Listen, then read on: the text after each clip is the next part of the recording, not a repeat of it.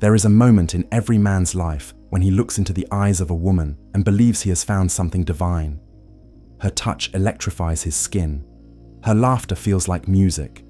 Her body, each curve, each glance, seems to promise meaning, connection, and destiny. He calls it love. He feels alive.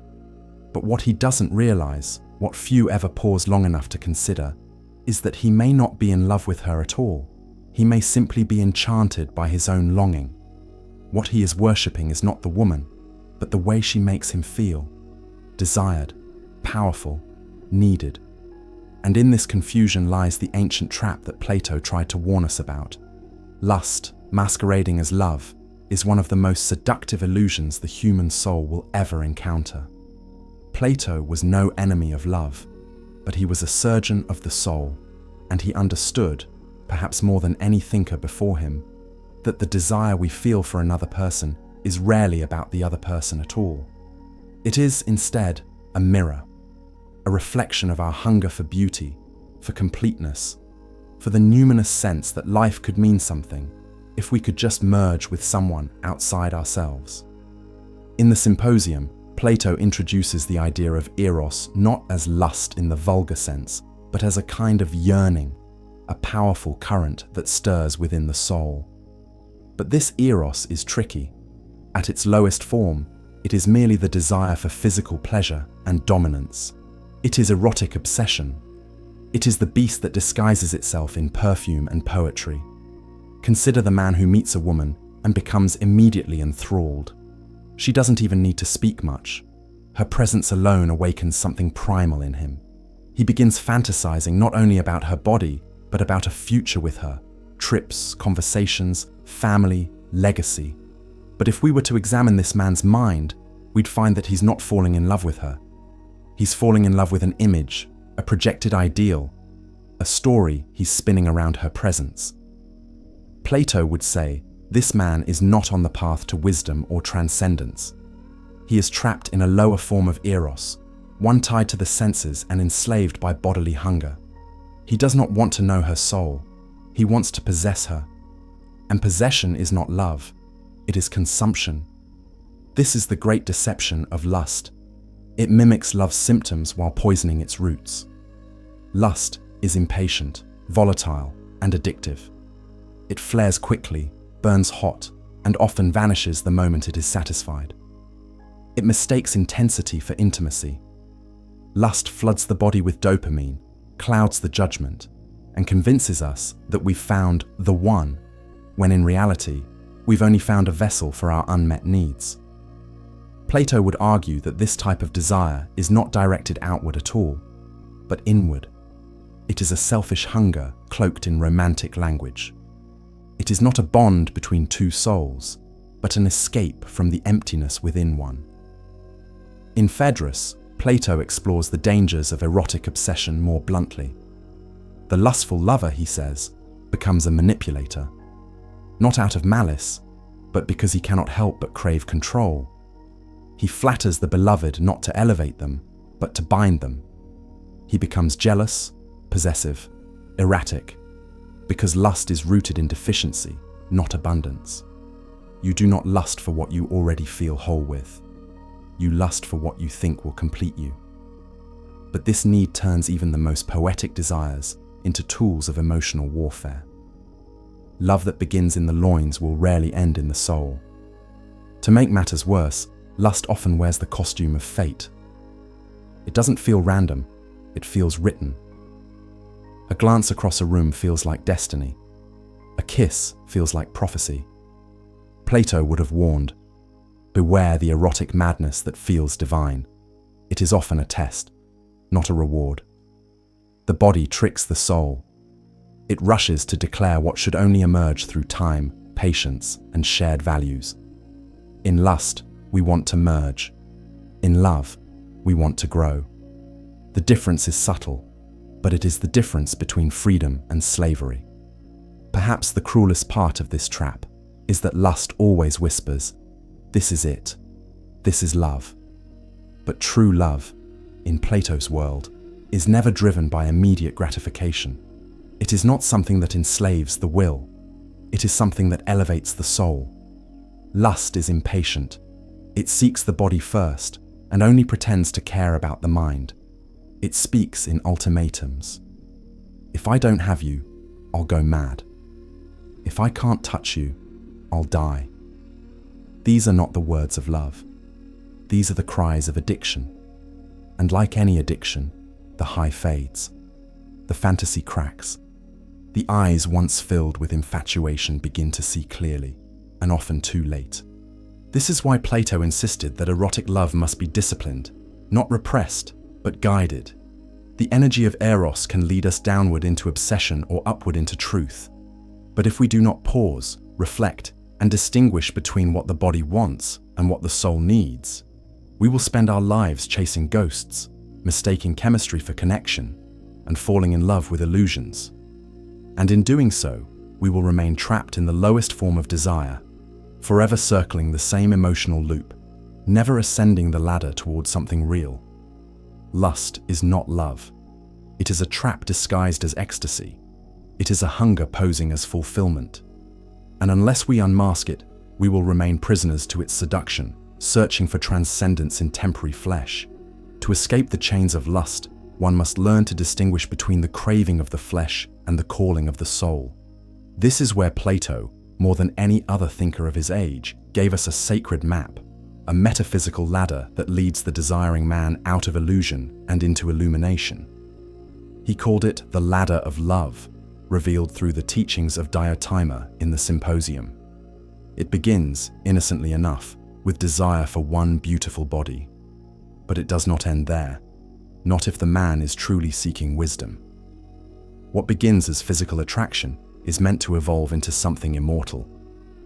At the first rung, a man falls in love with a single form, a face, a voice, a figure that awakens passion. This is where most remain, obsessing over one person, believing this one body contains salvation. But Diotima instructs the philosopher to ascend, to realize that beauty is not exclusive to a single body. He begins to see beauty in many bodies, not lustfully, but as an abstract ideal. This detachment breaks the spell of possession. He no longer clings to one woman like a drowning man to driftwood. He begins to realize that it was not her he loved, it was the beauty she momentarily revealed. On the next rung, his eyes turn inward. He begins to recognize beauty of the soul, intelligence, virtue, moral courage. He desires conversation over conquest, companionship over carnal indulgence. His erotic impulse, once tethered to the skin, now seeks what is eternal in a person. It is at this level that love begins to resemble reverence, not hunger. No longer seeking to devour, he seeks to elevate and be elevated. As he climbs further, he falls in love with the beauty of knowledge, the symmetry of ideas, the moral architecture of the universe. The soul of the philosopher becomes intoxicated not with hips and lips, but with order, truth, and clarity. This is not the death of desire, it is its transfiguration. In the alchemy of lust, you'll be taken deep into the ancient and forgotten discipline of sexual transmutation, a principle once reserved for monks, warriors, kings, and creators. The erotic current still flows through him, but it no longer pulls him downward. It has become a wind in his wings, carrying him beyond the temporal into the timeless. At the summit of the ladder stands the form of beauty itself, pure, perfect, unchanging. It is not embodied in flesh. It has no eyes, no curves, no voice. It is abstract, eternal. The final object of love is not a person at all. It is the divine. Plato believed that the true purpose of Eros was to lead the soul toward this vision, to awaken a longing for something beyond the world of appearances. The body was never the destination. It was only the beginning. But to reach this summit, a man must break the spell of common Eros, the vulgar desire that enslaves rather than uplifts. Lust, when left unchecked, keeps the soul trapped in the world of shadows, what Plato described in his allegory of the cave. The lustful man chases silhouettes on the wall, mistaking them for real substance. He loves the outline of a woman, the way she moves, the fantasy she evokes, but he never turns around to see the light behind the illusion. He is in chains, cheering for his captors. This is why lust is a prison, not because desire is evil, but because it is so easily misdirected. The problem is not that we feel desire, but that we rarely question what our desire is leading us toward. Does it make us more noble, more courageous, more wise, or does it leave us empty, desperate, and addicted? Lust asks nothing of us except surrender. True love, on the other hand, demands transformation. Plato was clear. Eros is not meant to be extinguished. It is meant to be disciplined and redirected. When governed by appetite alone, it leads to jealousy, manipulation, and emotional chaos. But when purified by philosophy, it becomes a divine force. The very same energy that once made a man grovel before a woman's body can be refined into the strength that makes him kneel before truth. It is the same flame, but guided upward instead of allowed to burn the soul from within. So how does one climb this ladder?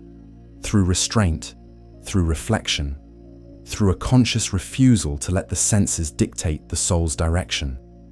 The philosopher trains his eyes, not just to see the beauty of a body, but to ask, what does this beauty point toward? If it points only to pleasure, it is a dead end. But if it points to the eternal, then he is walking the path of the gods. In this ascent, the man discovers something far greater than lust: clarity. He no longer needs to chase women for validation or obsess over their attention. He sees them as symbols, brief reflections of a deeper truth. He honors beauty, but he no longer worships it. He seeks love, but not the kind that enslaves. His heart becomes still, his mind sharp, his soul free. This is what Plato meant when he said love, rightly understood, is the beginning of philosophy. It is the fire that wakes the soul, but only if we choose to rise from the smoke. If Plato were to look upon the modern world, he would not see the ascent of Eros, he would see its collapse. We have not climbed the ladder toward divine beauty. We have shattered it and used the splinters to build a temple for our appetites. Lust, once seen as a powerful but dangerous energy to be purified through wisdom, has now been glorified into a lifestyle, a digital economy, and a personal identity. The sacred has been stripped from Eros. It has been monetized, gamified, and degraded until nothing remains but the flesh, flashy, filtered, and for sale. In today's world, erotic desire is no longer a whisper from the soul. It is a scream from the screen. Platforms designed to connect us have become temples of superficiality. Bodies are swiped, ogled, rated, and discarded. Pornography, once a private vice, is now embedded in culture, shaping the minds of children before they've even learned what love is. OnlyFans is no longer a secret shame, it's a career aspiration. What was once sacred has been made common. The modern man is no longer tempted by lust, he is consumed by it. And Plato would say, the soul is starving. Where there once was mystery, there is now excess. Where there once was pursuit, there is now boredom. The erotic has become mechanical. We chase more skin, more novelty, more stimulation, but feel less alive. Why? Because we are feeding the body and starving the soul. The beauty that was meant to elevate us has become the drug that numbs us. The lover, once a guide toward the eternal, is now a supplier of momentary relief. Lust used to be a test of virtue. Now it's a marketplace transaction. And this has consequences beyond just pleasure. Modern man, so immersed in lust, becomes dull in spirit. He loses the ability to bond, to commit, to sacrifice, because lust teaches you to take, not to give. Lust is never satisfied. It is not built for contentment. It feeds on newness. It breeds entitlement. The moment a woman is no longer a source of ego or pleasure, she is discarded. This is not love. This is consumption. Plato warned of this lower eros, a love of appearances, not essence. He knew that a man who never escapes lust will live in spiritual repetition, mistaking each new body for a new beginning. But in truth, he is circling the same trap, sinking deeper each time. Without discipline, Eros drags the soul down into madness, dependence, and obsession. The modern lover becomes a ghost of a man, chasing shadows, losing himself with every conquest. And yet, all is not lost. For even in this age of sexual chaos, the ancient ladder remains. The higher love Plato spoke of still calls. It whispers to the man who dares to turn away from the screen, the hookup, the addiction. It beckons to the soul that feels there must be more than this, more than lust, more than bodies, more than emptiness masked as ecstasy. To reclaim this higher love, we must retrain Eros. We must purify it, not destroy it. This is not about celibacy or shame. Plato was no moralist, he was a philosopher. He knew that desire itself is not the enemy, it is the compass. But we must ensure it is pointing toward the heavens, not the dirt. We must rise from the cave and fix our eyes on the form of beauty, not the illusion sold to us through screens, but the eternal beauty of virtue, truth, and soul. This begins with erotic discipline, not repression, but redirection.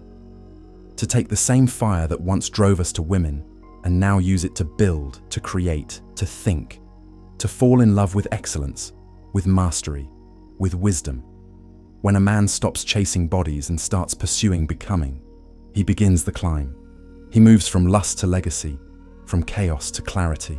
And from this place, this higher plane, he can finally love a woman rightly. Not for her body, not for her validation, but for the divine reflection she carries within. He will no longer see her as a possession, but as a partner in the ascent. She becomes not the destination, but the fellow traveler.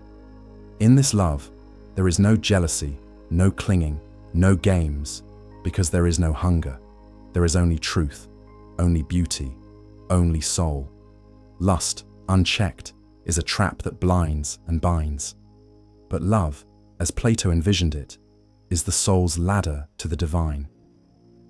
And though the world may worship lust and drown in it, there will always be those few, those rare seeking men, who hear the call to rise. Thus remember, we are Indeceptor. Becoming Indeceptor is the code they never wanted you to learn.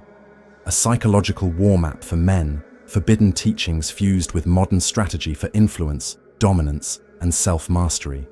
If you want peace, prepare for war.